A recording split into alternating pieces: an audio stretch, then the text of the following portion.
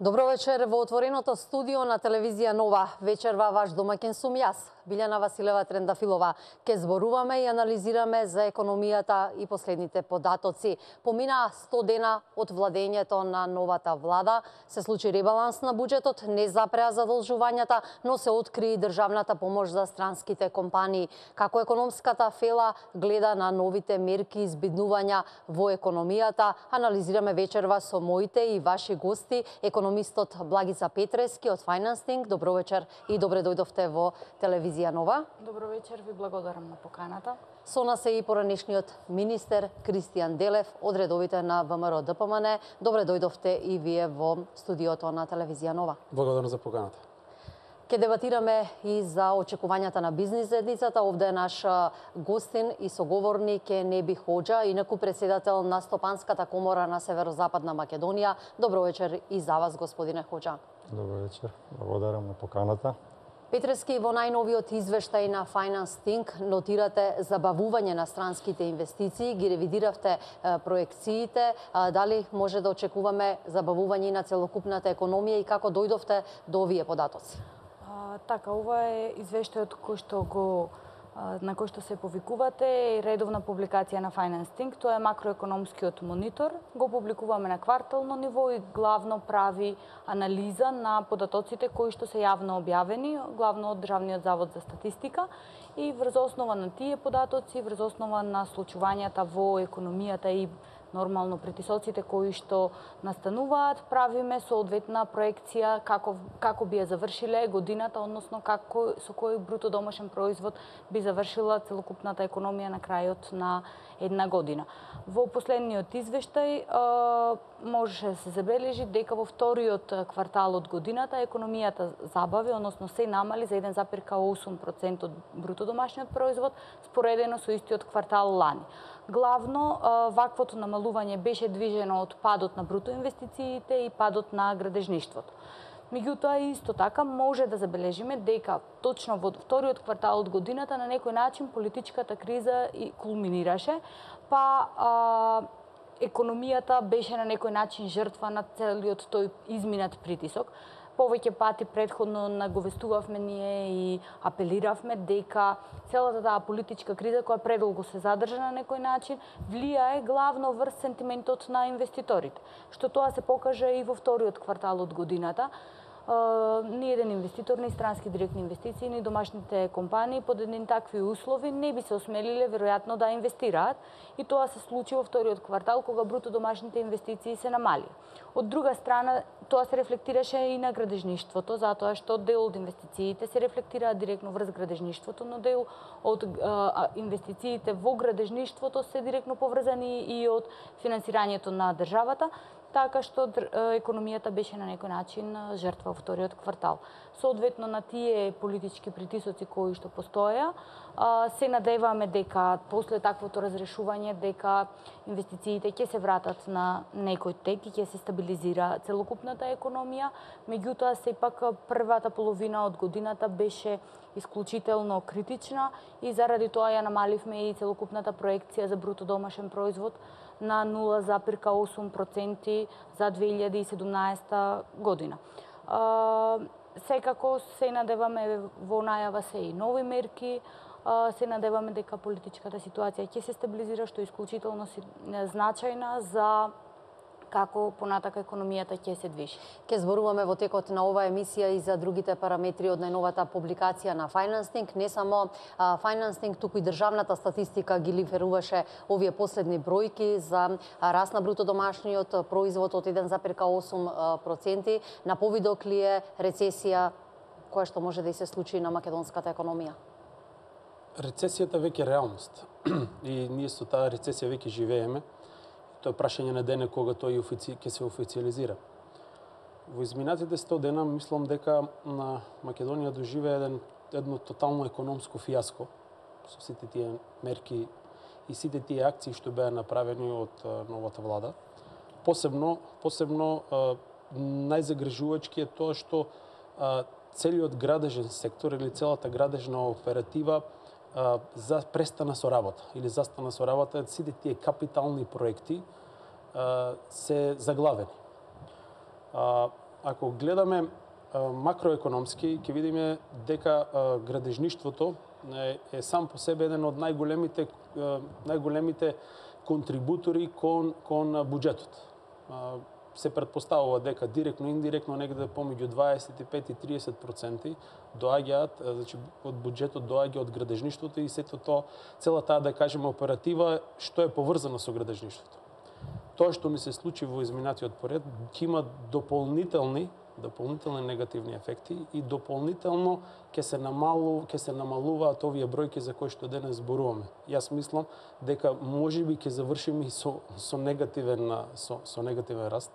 Можеби јас сум сигурен дека со најновите политики и тоа што вчера беше објавено, ние во Македонија сум сигурен веќе дека нема да добиеме странски инвеститори и странски инвестиции, заради тоа што таквиот да кажеме драстична промена на политиката за привлекување странски инвестиции и таквиот концепт кој е многу лаички, базиран на никаква анализа, ќе придонесе да ние ги одвратиме сите тие инвеститори за кои што еве зборувавме во изминатиот период.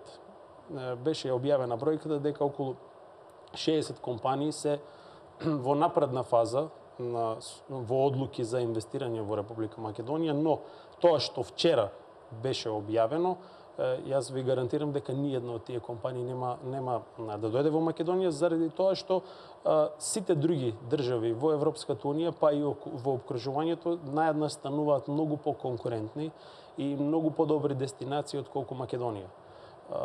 Овие се сериозни работи за кои што ние сите треба сите ние ќе живееме со нив, заради тоа што е моменталната влада одлучила тоа да го практикува. Значи, направени се мерки кои мислам дека и студент во прва година на економија не би ги направил, без никакви анализи, без направени никакви споредби со Европската Унија. Можам да кажам и голем дел од нив се противправни и ќе предизвикаат сериозни импликации врз нашите односи кон Европската Унија и земите на ЦЕФТА, заради тоа што некои од тие мерки се спротивни на тие договори. Например, директното субвенционирање на извоз на компаниите, односно директното субвенционирање на извозот. Тоа е едно основно правило кој секој економист би требало да го знае, бидејќи ние сме обврзани и со договорот за слободна трговија со Европска унија, и со договорот од ЦЕФТА, и со договорот со Светска трговска организација. Значи, некој требало да ги провери прво тие аспекти пред да носи вакви мерки, заради тоа што мислам дека ние дополнително ќе имаме негативни импликации од Европската унија. Досегашните мерки беа успешни, досегашните мерки направија да имаме зголемен број и инострански, но и домашни инвестиции, и требаше да се продолжи со да кажеме со таа пракса и со тие да кажеме мерки кои веќе беа усогласени со европското законодавство неколку пати, кои што мерки се долгорочни мерки, кои што нема да предизвикаат во иднина никакви негативни фискални импликации, туку само ќе го таргетираат број еден проблемот што го имаме во државата, тоа е невработеноста. Еве сега новата мерки што го гледаме, тоа воопшто не го третираат. Тие се некои мерки кои што мислам дека воопште нема да има никаков резултат. Може да се произнесат и стопанството. Да, ќе зборуваме секако и за новиот сет мерки, но и за државната помош која што досега добивале постоечките странски компании. Господине Хоџа, помина 100 дена, како што рековме, од владењето на новата гарнитура. Вие оваа недела начело со комората со која раководите изразивте прилично незадоволство од економските текови и побаравте полесен пристап до капитал, свежи пари, но и пониски каматни стапки. Каков е слухот на владата во однос на гласот од бизнес заедницата?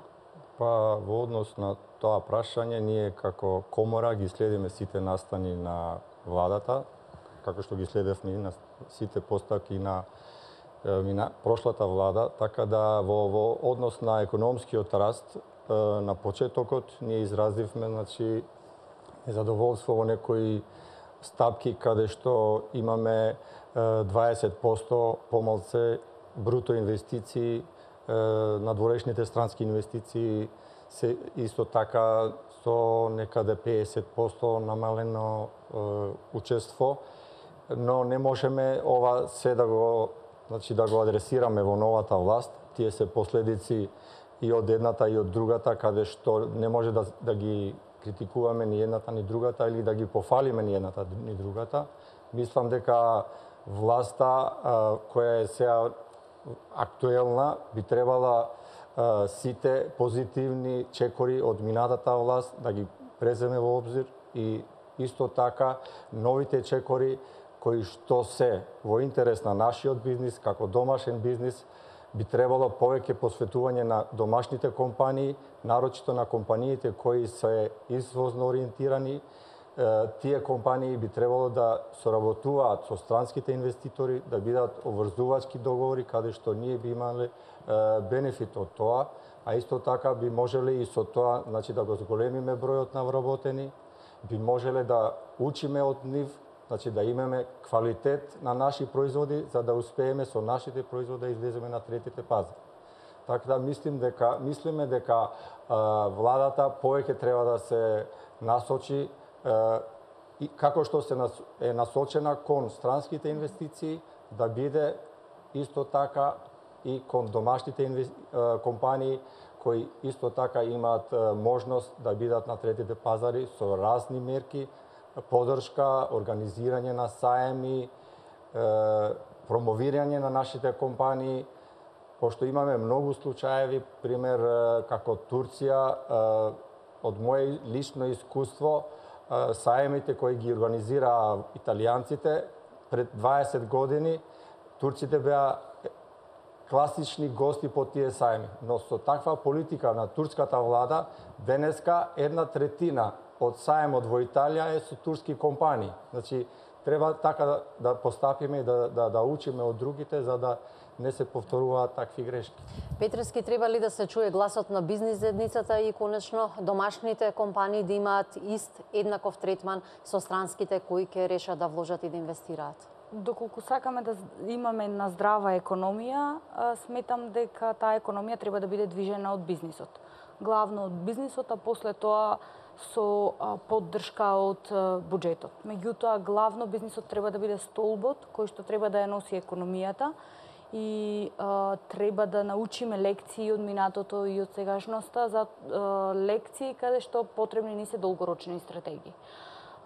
Едни од тие стратегии е да, на краток до среден рок може да има импулс, фискален импулс и финансиски импулс врз бизнис компаниите да бидат поттикнати, затоа што потребно е да се зајакнат компаниите и потребно е да им се покаже на некој начин патот за поголем извоз. Да станат атрактивни нивните производи и да извезуваат повеќе. Меѓутоа, на среден рок исто така треба да бидеме треба фокусот да го насочиме и кон зголемување на капацитетите на домашните компании. Покрај таа финансиска поддршка, капацитети во смисла на продуцирање поиновативни производи, продуцирање на производи кои што имаат ќе бидат поконкурентни за странските пазари, а дел од тие насоки се согласувам целосно со не би треба да бидат во насока на поврзување на домашните со странските инвеститори. Finance Think пред неколку години продуцираше еден бриф, каде што главните препораки од тој бриф се таа поддршка за странски компании да биде врзана за поврзувањето на странските компании и инвестиции со домашните компании. Зошто е тоа значајно? Тоа е значајно токму за трансферот на знаење кој што странските компании може да го направат врз домашните компании од една страна, меѓутоа од друга страна значајно е доколку на домашниот пазар може еден производ да се набави, потребно е да биде набавен од домашните компании и на тој начин ќе ја зајакнеме и домашната економија. Господине Делев, вие во претходното излагање велите дека дел од постоечките странски компании можно е да се заминат и дел од оние кои се уште не ги донеле финалните одлуки, можеби ќе одлучат да инвестираат во некоја од соседните земји во регионот. Во исто време деновиве владата обелодени точно колку средства државна помош им биле давани на странските компании. Како гледате на овие бројки? Бројките што беа објавени пред 2 дена се една весела математика и подценувачки е за струката економист да не може да се разграничат основни работи. Да не може да се разграничат директни субвенции од капитални инвестиции од страна на државата направени во инфраструктура. Бројката што беше објавена пред 2 дена во делот на странските инвестиции е апсолутно неточна, односно во директната подршка на странските инвестиции. Реалната бројка беше првата бројка, што ја спомнаа впрочем и во самото излагање, тоа се околу 25 до 27 милиона евра за креирање на 25.000 работни места. Во тоа за споредба со другите држави што го прават во опкржувањето е многу мала бројка. Да знаеме, Србија само за една инвестиција, за една капитална инвестиција која вработува некаде околу 5 до 6.000 луѓе, има потрошено повеќе од 120 милиона евра. Значи, да направиме една паралела. Таа анализа буквално беше неточна заради тоа што во таа анализа се земени пример изградбата на сите зони во Република Македонија. Значи, требало некој да им каже на тие луѓе тоа што го калкулирале, што е капитална инвестиција, а што е директна помош. Земени се платите на целиот, да кажеме, генерален секретаријат или платите на вработените во ТИРС, во Агенција за странски инвестиции. И што е најлошо, земени се податоци за ДДВ. Ние знаеме дека компаниите кои се на цела територија на Република Македонија лоцирани имаат поврат на ДДВ. И таа бројка апсолутно не може да се земе како бројка која е директна странска помош. Така да таа бројка беше апсолутно неточна. Од друга страна, тоа обелоденување нас не направи на еден начин несериозни како држава и даде еден многу лош сигнал кон странските потенцијални инвеститори или тие што веќе беа во некоја завршна фаза. Еве, јас вчера бев во една соседна држава и добив информации дека за 2-3 компании кои што ние разговаравме во изминатите, да кажеме, 5-6 месеци да дојдат во Македонија, одлучиле, кој што едниот е веќе голем, еден од најголемите инвеститори во Република Македонија, кој што има 3 фабрики во Македонија, одлучиле таму да се преселат со други дополнителни 2 погони, кои што ќе вработат 5000 луѓе. Тоа се 5000 луѓе помалку во Република Македонија. Претходната влада имаше направено еден систем кој што сето тоа го регулира. Странските инвестиции можеби се едно од најрегулираните, да кажеме, процеси во Република Македонија. И внатрешно, но и надворешно. Целата таа проблематика ја уредува 2 закони. Јас мислам дека никој од новата влада ги нема прочитано 2 закони. Законот за државна помош, кој важи за територија на цела Република Македонија, и законот за ТИРС. Тие 2 закони беа едни од најусогласените закони со Европска унија и затоа ние го добивме тоа право да работиме, односно да креираме такви зони и да привлекуваме странски инвеститори. Пред тоа, ние, ако не го имавме тоа направено, прво ќе ни беше забранено од самата Европска унија. Дополнително, секои 6 месеци Европската комисија прави мониторинг на сите проекти, субвенции и докаде се реализацијата на тие проекти. Значи, јас лично, како заменик министер за економија, давав отчет секои 6 месеци во Европската комисија за сите тие договори што беа активни во Република Македонија. И ни на крај памет не можевме ние да дадеме нешто екстра што би ја нарушил конкурентноста, посебно на европскиот пазар, бидејќи 99% тие производи одат на европскиот пазар, или па да се даде нешто што е специјално дизајнирано, а ќе ги направи другите компании подчинати. Претходниот сет на мерки беа модел кој што го користеа многу други држави. Тој модел беше прифатен од неколку држави. Ние сега се враќаме тоа што беше понудено вчера, е можеби некој модел кој што би можел да функционира во почетокот на 90-тите години. Но денес, со оваа динамика, со овие нови барања на странските инвеститори, тој модел што беше представен вчера, никако не може да функционира, ниту пак ќе продуцира или пак ќе иницира некоја компанија да размисли за Македонија, а уште помалку со најавените нови дополнителни зголемувањето на даноците, на персоналниот данок или на некои други даноци што се во најава. Така да, Вчера и пред 2 дена кога се објави, тоа беше мислам најтажниот ден во Македонија, во делот на економијата, и мислам дека не очекува уште еден економски колапс, како што беше во почетокот на 90-тите со таа криминална приватизација што тога се случи. Сега истото ќе не се случи на економски план и со странските инвестиции, но и со домашните инвеститори. Господине Хоџа, можен ли е економски колапс за кој што зборува Делев и каква е кондицијата во моментов на македонското стопанство? Многу нови економски мерки најави сегашната владеачка гарнитура токму во предизборието, ако имаме предвид дека имаше и средби со трите стопански комори. Ја не би се согласил потполно со ставот на господинот Делев, поради тоа што сепак сега имаме власт која е веќе 100 дена актуелна, да кажам, во политиката, и мислам дека сепак треба да дадеме време и можност да видиме и да процениме до каде и како ќе се насочи нивната политика.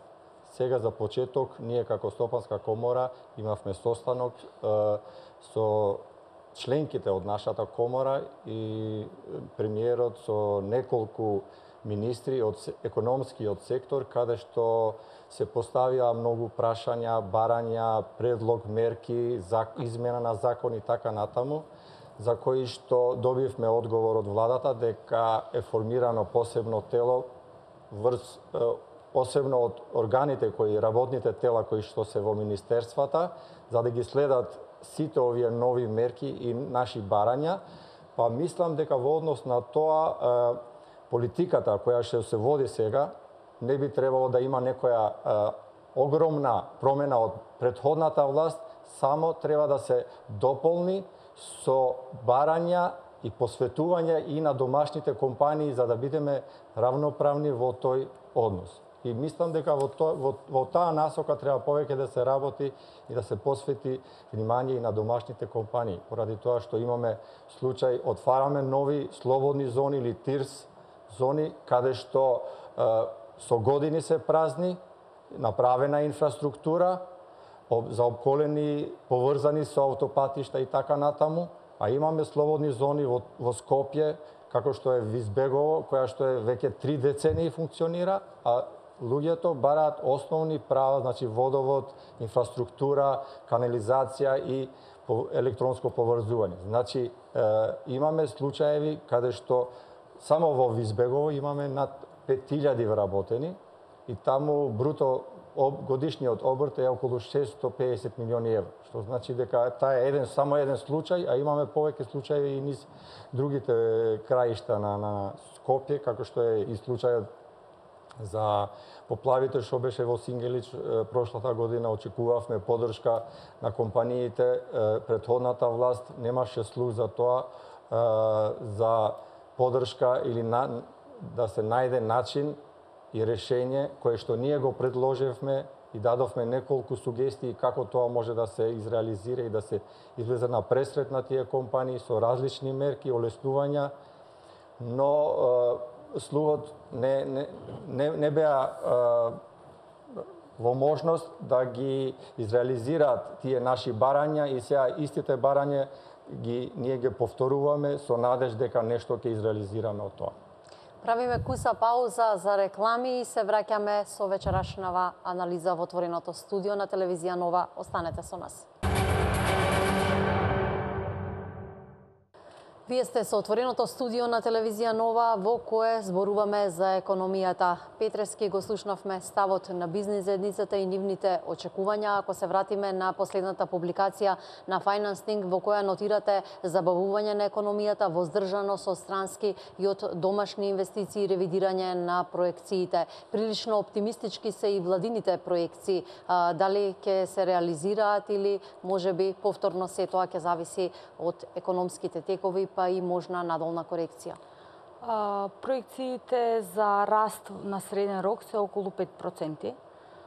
И не би можеле да кажеме дека се нереални со оглед дека вчера беа објавени серија на мерки кои што се во насока за поддршка и на домашните и на странските инвестиции. Она што може да се каже позитивно е што стратегијата за привлекување на странски директни инвестиции не се отфрли, туку и понатака се задржува, меѓутоа истата се надополнува со сет на мерки кои што ќе значат поврзување со домашните компании.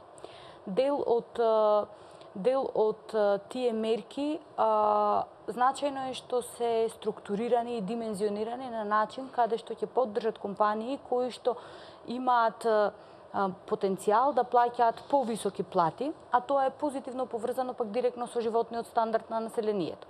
Затоа што долго време зборуваме дека во Македонија главно населението ни е сиромашно и потребно е да се започне со таргетирање на сектори и компании кои што ќе може да даваат повисоки плати. На тој начин населението ќе заработува повеќе, затоа што во моментот најголем дел од населението го заработува оној минимален доход.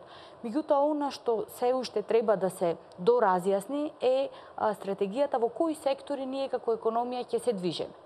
Во моментот е позитивен аспектот на таргетирање на плата и димензионирање на поврзувањето на странските со домашни компании, меѓутоа сепак на среден рок убаво би било да знаеме кои ни се како на економија компаративните предности и во тие сектори би било пожелно да продолжиме да се развиваме.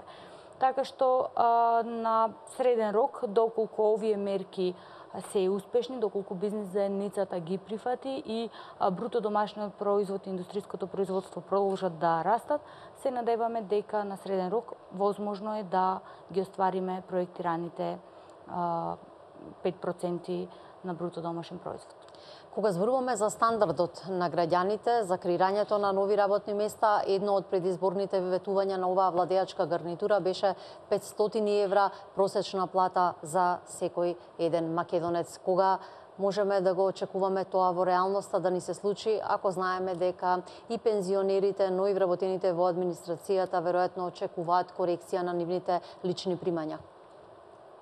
Токму спротивното се случува сега во моментот, имаме намалување на платите. Ако може да забележите, последните статистички потоци покажаа дека имаме намалување и пат и го немаме тој, да кажеме, раст што беше предвиден претходно за 5% годишно, кој што претходната влада го одржуваше во последниве неколку години. Економијата како наука исто има некои правила според кои се движи сите тие текови што се главни во економијата, а меѓу кои влегуваат и просечните плати, односно платите на вработените. Никаде досега во светот не успеале економии каде што имаме плата која што е донесена со закон или со некаков декрет. Таквиот да кажеме принцип е само уништувачки. Има еден природен тек како платите се зголемуваат или како се прави едно поконкурентно општество. Тоа е повеќе компании, повеќе инвестиции, отварање на повеќе работни места и конкуренција. Само здрава конкуренција може да ги зголеми платите во Република Македонија. Начинот на кој што сегашната влада тоа го пристапи да го решава тој проблем е тотално погрешен. Заради тоа што не можете вие на стопанството да му наредите какви ќе бидат тие плати. Така да, јас не очекувам во наредниот период тоа да се реализира. Друго, зборувавме за поврзувањето на домашните и со странските компании.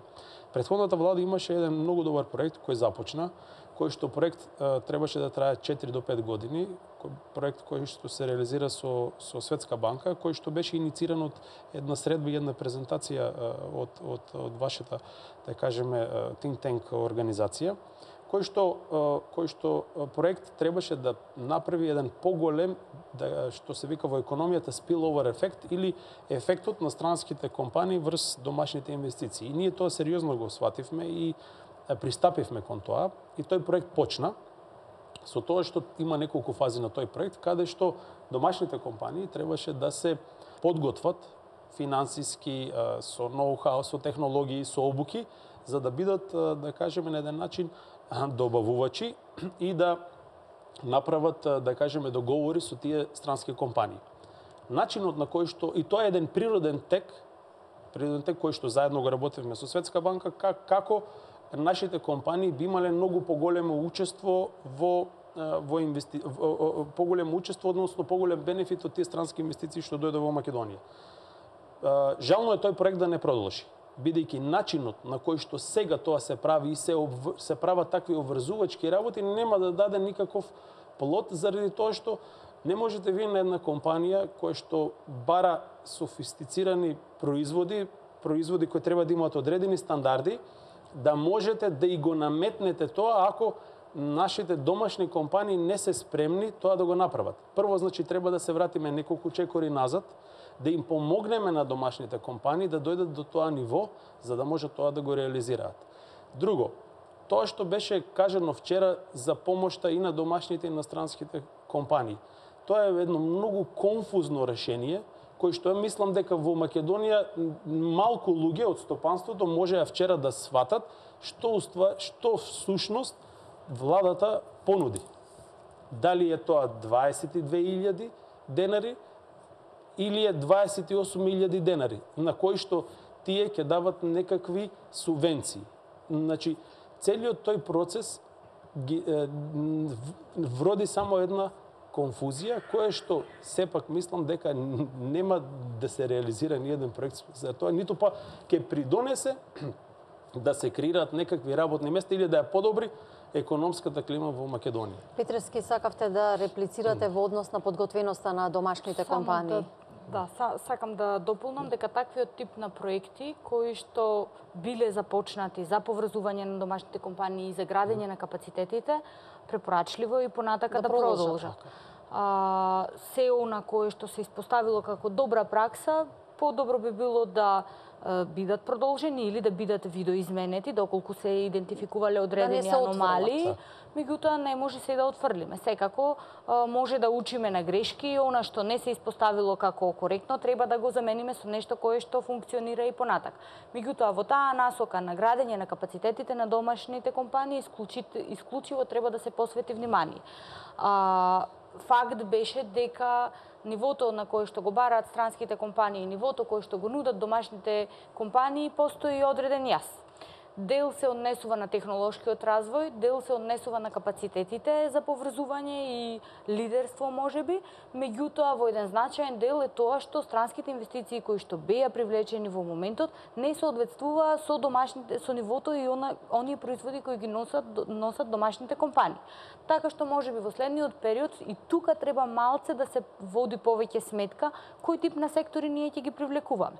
Доколку ние како економија нудиме земјоделие, имаме преработувачка индустрија, имаме индустрија со главно трудоинтензивна работна сила, треба да привлекуваме компании кои што ќе се надополнуваат на домашните компании и на тој начин ваквото поврзување ќе биде можеби и поедноставно и по природен тек ќе биде. Синергија.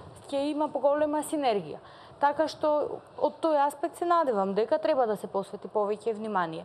Во однос на градењето на капацитети, тоа е еден долгорочен проект и долгорочни активности се, и тука секако треба да водиме сметка и за каков тип на образовни кадри продуцираме. Дали продуцираме кадри кои што се соодветни на она што бизнис заедницата ги бара и она што дали образовните кадри имаат соодветни вештини кога ќе излезат после образованието, затоа што не е целта само да продуцираме високообразовни кадри кои што после завршување на образованието немаат капацитет лесно да се вклучат во компанијата и откако ќе се вклучат во компанијата има многу голем период на адаптација и на учење на работно место. Доколку сме го идентификувале тоа, треба тој процес на учење и поврзување со компаниите да започне многу порано. Можеби самите факултети и универзитети треба да се поврзат директно со бизнис заедницата и да формираат некои заеднички образовни програми каде што веднаш после завршување тие кадри ќе бидат веднаш спремни да се вклучат во конкретната компанија. Тоа секако е на среден до долг рок, Не може тоа да се постигне преку ноќ, меѓутоа потребно е да започнеме да размислуваме и во таа насока, се со цел да изградиме една здрава економија, да изградиме здрави компании и да изградиме кадри кои што може да одговорат на барањето на компаниите од една страна, а од друга страна на тие кадри да им овозможиме некој достоинствена плата. Затоа што главно нашите кадри образовани заминуваат од земјата затоа што платите им се ниски. Не се доволно платени. Нормално секој посакува учел, посакува да заработува по висока плата. Имаме ли ние едуцирани кадри, но и капацитет кај домашните фирми за поинтензивна соработка да одговорат на потребите кои што ги бараат странските компании? Мислам дека тука е клучната точка каде што ние и како домашни компании и како странски инвеститори имаме проблеми со професионални кадри во нашата струка. Се случуваат многу проблеми, да кажам, кога има побарувања на специјални кадри по компаниите, нарочито во градежниот сектор, каде што се бараат професионалци во разни струки, како што се заварувачи или мајстори, специјалисти по специјални струки и потребата за такви кадри е голема. Мислам дека треба бизнис секторот, владата и образовниот сектор да се наметнат образовни програми каде што младите од основно школа би се насочиле кон професионални школи, како што бизнис секторот има потреба. Поради тоа што повеќето од младите се образуваат во некои правци како што се на пример економија, право и други сектори каде што пазарот е преполнет со такви кадри, а во случајот каде што ние би функционирале како бизнис, значи фалат кадри. Треба тој баланс да се регулира во смисла бизнис заедница, образовни центри и влада да се може тоа полека и долгорочно да се спремаат тие кадри за да ние во иднина немаме такви проблеми и да немаме такви потреби.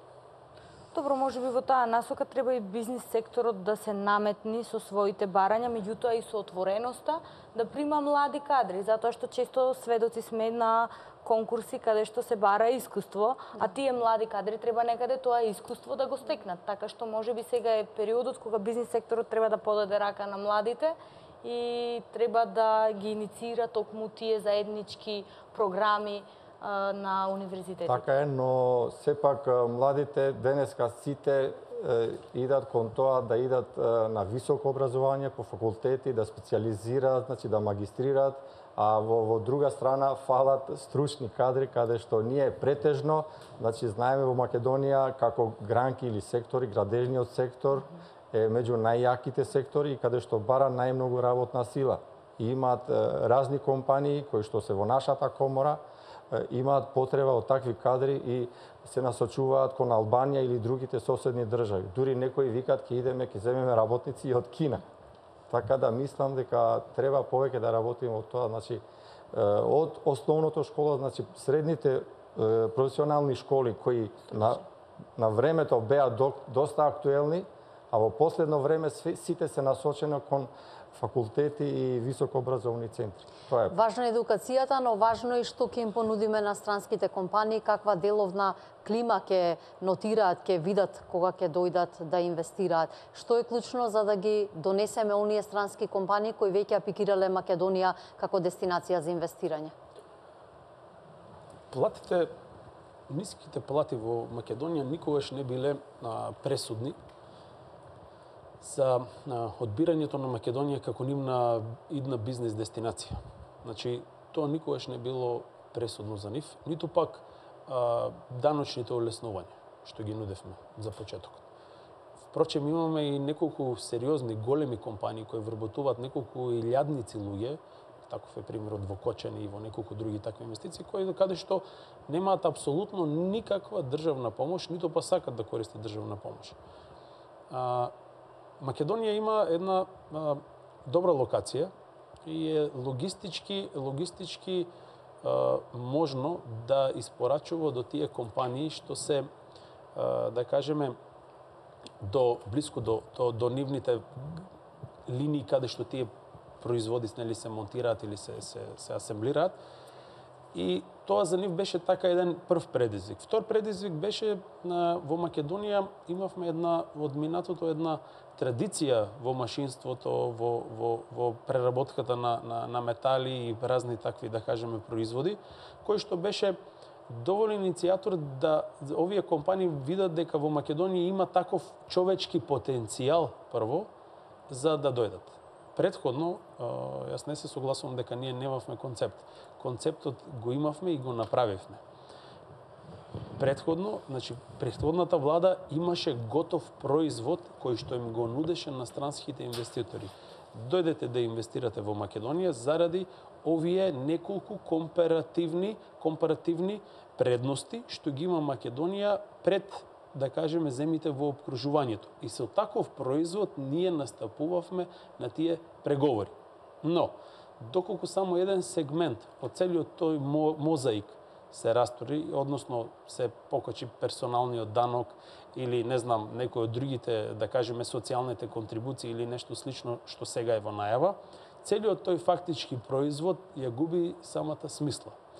Дополнително тоа, што, пак ќе кажам, вчера беше најавено со сите тие, да кажеме, мерки кои што, еве, ќе се субвенционираат компании што, не знам, ќе даваат плата над 22-28 илјади, тоа треба да расчистат, бидејќи не беше јасно во нивниот прес дали беше основната плата 22.000 или 28.000, тоа треба, нели, дополнително да ни го кажат.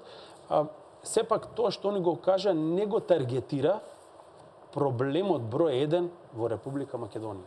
Проблемот број 1 во Република Македонија се уште е високата стапка на невработени луѓе. Друго, ние имавме направена многу детална анализа каква е структурата на тие луѓе што се невработени во Република Македонија. И токму тоа го таргетиравме. Значи, ние имаме структура на луѓе кои се, да кажеме, жртви на таа претходна транзиција, кои што се од компании од стечај, кои што се невработени и кои што се прилично неквалификувани.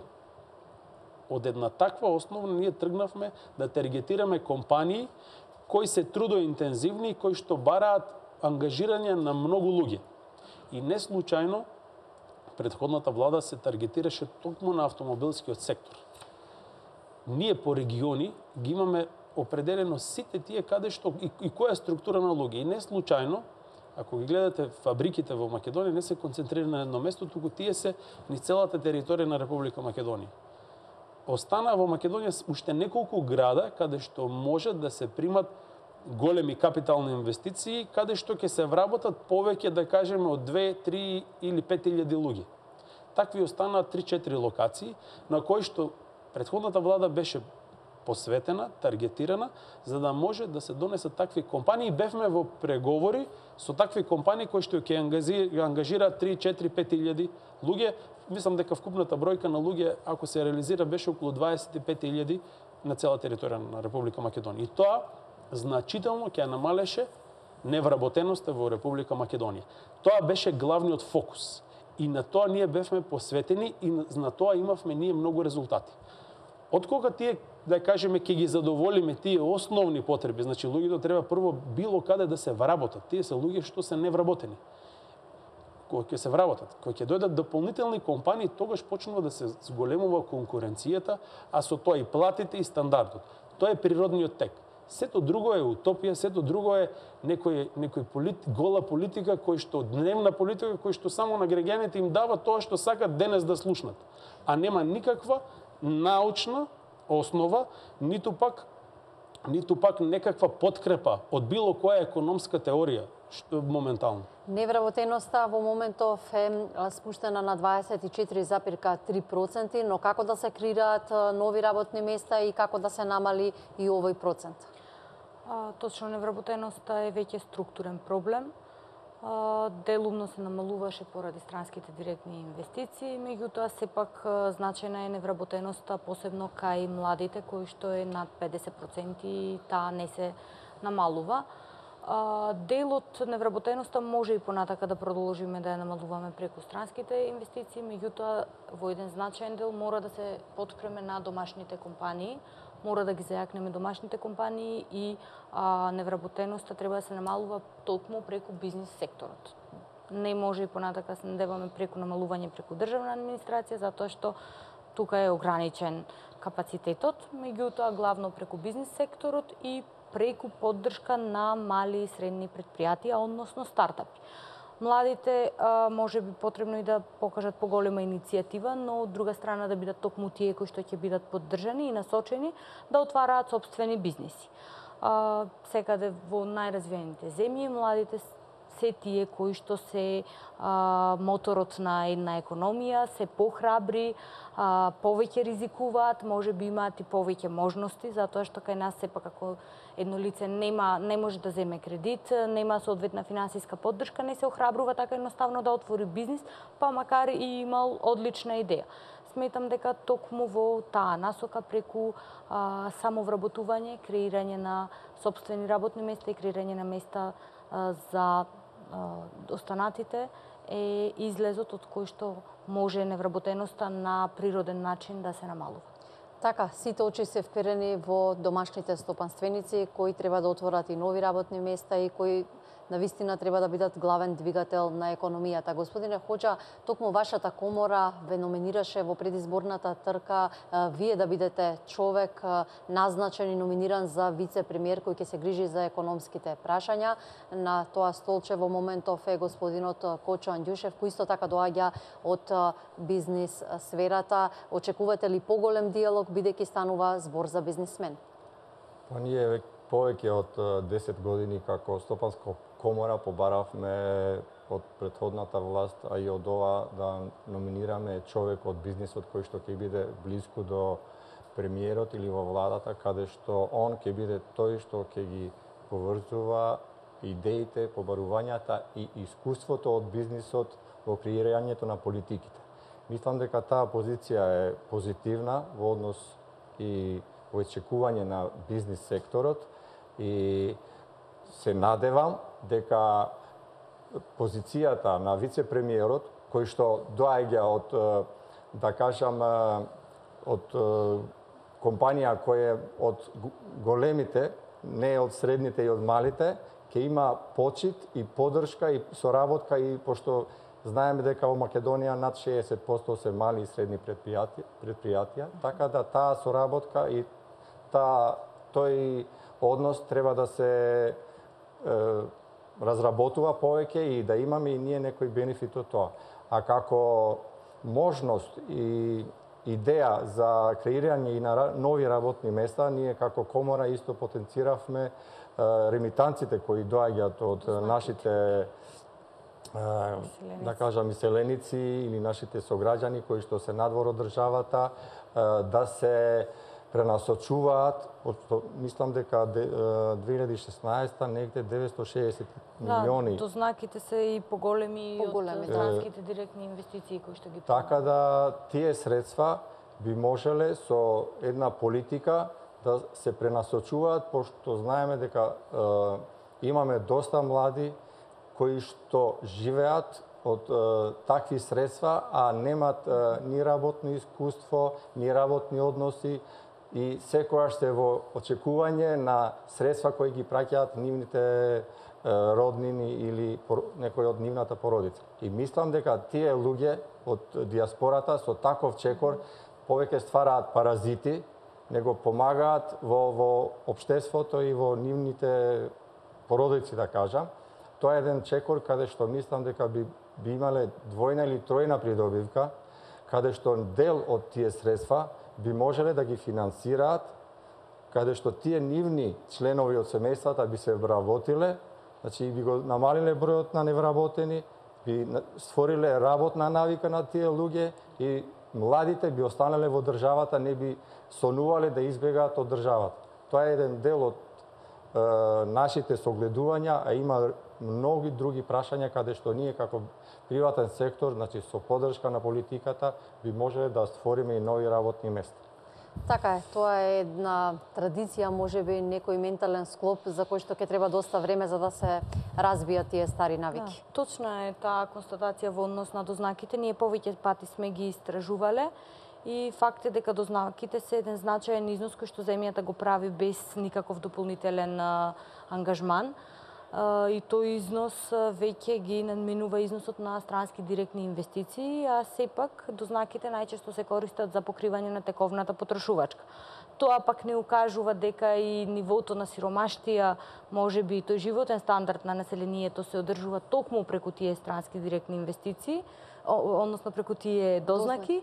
Меѓутоа, тоа е еден значаен извор на средства кој што може да размислиме и треба да размислиме како порационално да ги искористиме и порационално да ги насочиме. Оваа констатација и препорака која што е дадена од комората ние уште пред 2-3 години при нашето истражување како дознаките влијаат и на сиромаштијата, меѓутоа и на поттикнување на вработувањето на млади, токму ја дадовме дека може овие средства заедно со комбинација на домашни средства да креираат нови работни места и да ги поттикнат младите да создаваат бизниси. Го слушнавме ставот на делот бизнис заедницата. Кај нив има оптимизам што на вице-премиерската позиција е човек од бизнисот, од стопанството. Но вашата партија остро се спротивставува на некои последни потези токму на вице-премиерот. Прво, јас ќе бев пресреќен доколку господинот Хоџа беше на таа позиција. Го познаваме повеќе, сигурно 25 години и сме имале можност да соработуваме во минатото, и мислам дека како човек ќе беше многу, ќе придонесеше повеќе од колку моментално вице-премиерот Кочо Ангјушев, бидејќи доаѓа како човек од реалниот сектор. Господинот Ангјушев е вице-премиер од склопот многу, да кажеме, околности, за жал можеби и негативни, и мислам дека не е добар индикатор или предводник на реалниот сектор. Бидејќи човек кој што можеби од претходната власт беше еден од попривилегираните и да кажеме тој капитал некако го направи во целиот тој претходен систем за кој што сега е најголем критичар. И тука јас мислам дека можеби причините и мотивите за неговиот ангажман се можеби од некоја друга природа. Во наредниот период во Република Македонија мислам дека ќе се соочиме со дополнителни економски проблеми. Во секојдневно Македонија се задолжува се повеќе и повеќе. За жал, тие средства за кои се задолжуваме не одат во реалниот сектор или не одат на иницирање на нови проекти или завршување на некои стари проекти. За жал, ние се задолжуваме за да ги покриеме социјалните трансфери или да покриеме платите, пензиите. Со сегашната политика и со, да кажеме, еве, како градежништвото го земав, а тука влегува и рударството и сите тие, да кажеме, гранки, во изминатиот период или во претходните 110 дена ние значително се намалени приходите во буџетот. Наша предпоставка е дека до крајот на годината ќе фалат некаде 500 до 600 милиони евра од ова што сега се случува во Македонија, значи со тие намалени приходи.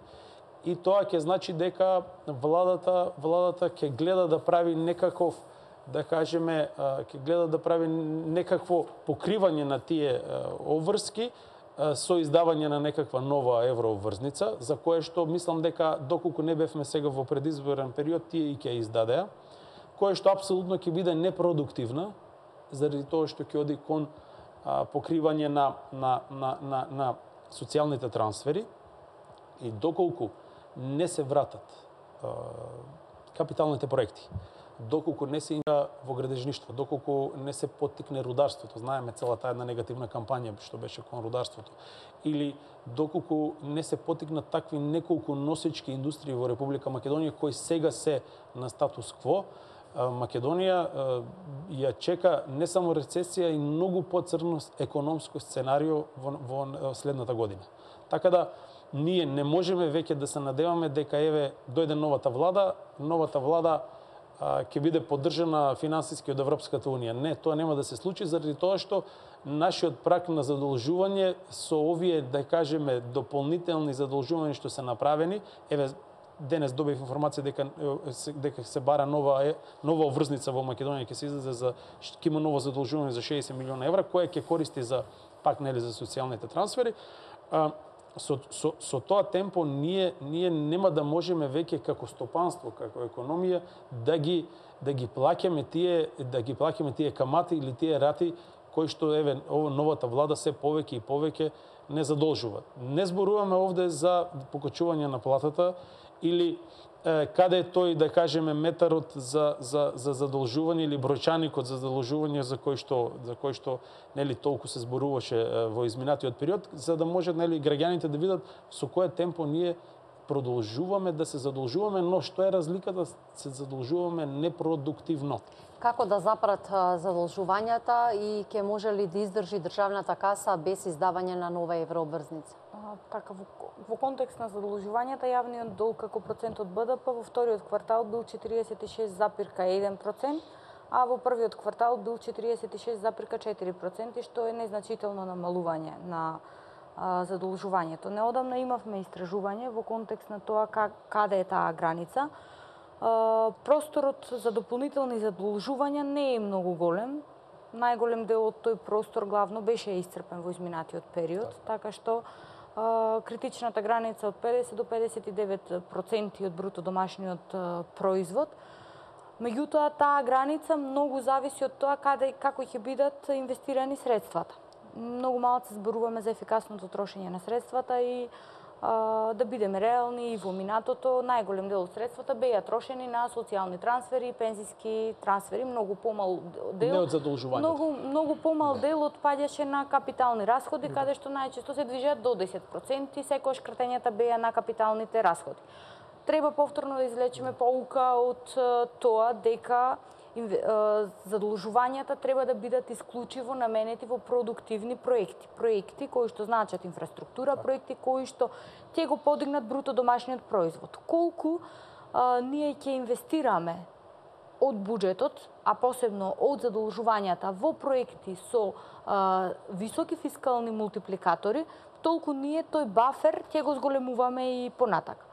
Така што со оглед дека просторот не е многу голем, маневарски простор не постои многу за инвестирање во такви социјални трансфери, меѓутоа сепак тој простор постои и она што е многу значено, ние како економија доколку сакаме да растеме, ние не можеме да штедеме. Ние и понатака треба да се задолжуваме и понатака треба да имаме буџетски дефицит. Само многу е значајно тие инвестирања и тоа задолжување да биде инвестирано во проекти кои што ќе придонесат за побрз развој на бруто домашниот производ. Задолжувањата не запираат, иако можеби актуелната владеачка гарнитура остро се спротивставуваше, но еве слушнавме од Благица Петрески, која како економист вели добро е да се задолжуваме, но секако ако тие средства завршуваат за капитални проекти, како бизнис заедницата гледа на последните задолжувања? Задолжувањето е реален процес во сите држави, а тоа зависи и од стабилноста на државата. Имаме европски држави каде задолжувањето е над 100% од бруто домашниот производ, но тие се стабилни држави со стабилна економија и имат предност во тоа дека во секоја година знаат точно колку ќе имаат придобивки и каква економија ќе има во нивната држава. Но кај нас задолжувањата не треба да ја помина таа граница поради тоа што сепак политичките ситуации многу влијаат врз економијата, а нарочито задолжувањата треба да се посветат и да се насочат во капитални инвестиции, во инфраструктура и во проекти каде што математички ќе имаме придобивка од тоа, како што имаме случај, пример, во инфраструктура. Немам ништо против проектот или автопатот Штип-Миладиновци, но се мислам дека имавме приоритети и требаше да размислиме подлабоко и да анализираме каде подобро би инвестирале во инфраструктура. Во тој случај, јас како бизнисмен би размислил дека автопатот Скопје-Блаце, кој што е само 13 километри, ќе влијаеше многу да не го изгубиме косовскиот пазар, кој што 2012 имавме извоз кон Косово околу 550 милиони, а минатата година имавме пола од тоа. Што значи дека од друга страна Албанија со изградењето на автопатот Тирана-Приштина го дуплираше извозот од Албанија кон Косово. Значи тие го зедоа дел од нашиот колач кој што го изгубивме.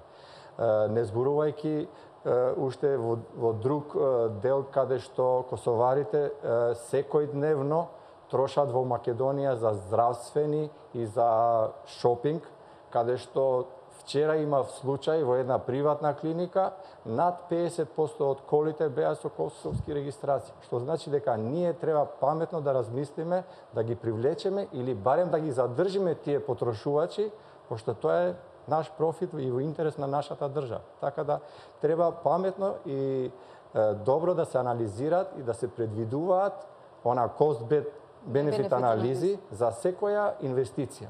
И ако размислиме така, значи ќе имаме и подобар раст и подобра економија во нашата држава. Последна пауза за реклами и ја сумираме вечерашната емисија.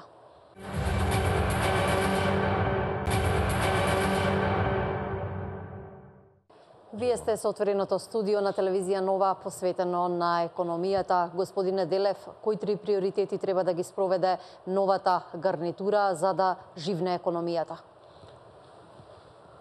Првично, треба да се вратат на претходниот тренд, односно на претходните практики во делот на економијата од претходната влада.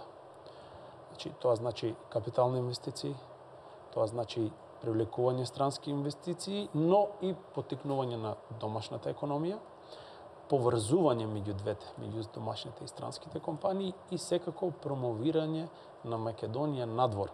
Како на Македонија како идна бизнес дестинација, но и на промовирање на македонските производи на странските пазари. Тие се 3 работи на кои што мора многу да се работи, мора да се посветат сегашната влада. Мене ми е жал што не гледам никаков човечки потенцијал или стручност од сегашната влада да некој ги таргетира овие теми и да се занимава со овие процеси. Ние имаме луѓе моментално кои што можем да кажем се тотални лаици за тие макроекономии или за основни тековни работи што се одвиваат во економијата. И затоа за само 100 дена ние го имаме најголемиот пад во економијата во последниве сигурно 15 години. Ова е да кажеме едно тажно сценарио што ќе се допрва случува во Македонија ако продолжат со овие политики. Мора да дојдат вистински луѓе, кои знаат како се води економија, кои знаат макроекономијата, кои ги знаат светските трендови, кои ги знаат светските пазари, за да можеме ние многу брзо да се преориентираме кон тоа. Ако продолжиме со тоа што сега се случува, јас верувам дека следната година во Македонија може да ни се случи и грчкото сценарио. Така да треба да бидеме многу внимателни. Ова порака еве ми ја праќам директно на челниците на сегашната власт да размислат како ја водат економијата. Со овие до сега, да кажеме вчера, така после 11 години прв пат донесоа некаква програма која што е тотално базирана на теории кои што ги нема никаде во економијата, на предпоставки. Така лаички не се води економија. Што треба да биде главен фокус на владиниот економски тим? Она што веќе е најавено, дадените сигнали за зголемување на транспарентноста и ефикасното трошење на јавните средства треба да се реализира. Треба транспарентноста да се зголеми, а средствата да бидат ефикасно трошени. треба да се реализира стратегијата за јакнење на домашниот сектор и поврзување со странските директни инвестиции и исто така да се продолжи со зголемување на животниот стандард на граѓаните.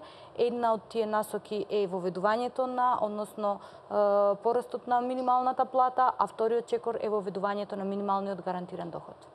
Господине Хоџа, доколку се побара од бизнис заедницата, од вашата комора да поставите главно барање каде, кој е ургентно, кој би било тоа?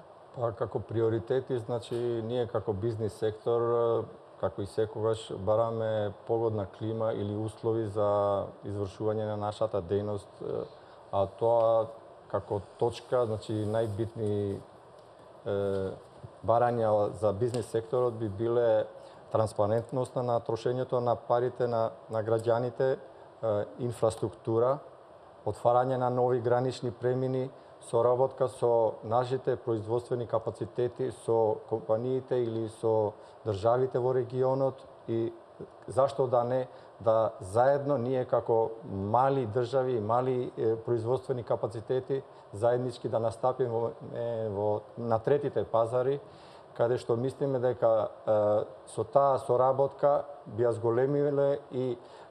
зголемиле и бројот на вработени, би измениле искуства и би имале профит во целиот регион и тој профит би се рефлектира и во економијата на нашата држава. Ви благодарам што бевте дел од отвореното студио на телевизија Нова. Почитувани, во претходниот час имавте можност да ги слушнете ставовите на Благица Петрески, Кристијан Делев и Неби Хоџа. Ги анализиравме најновите макроекономски показатели, зборувавме за странските инвестиции и за очекувањата од новиот владин економски тим. Ве поканувам и натаму да останете со телевизија Нова.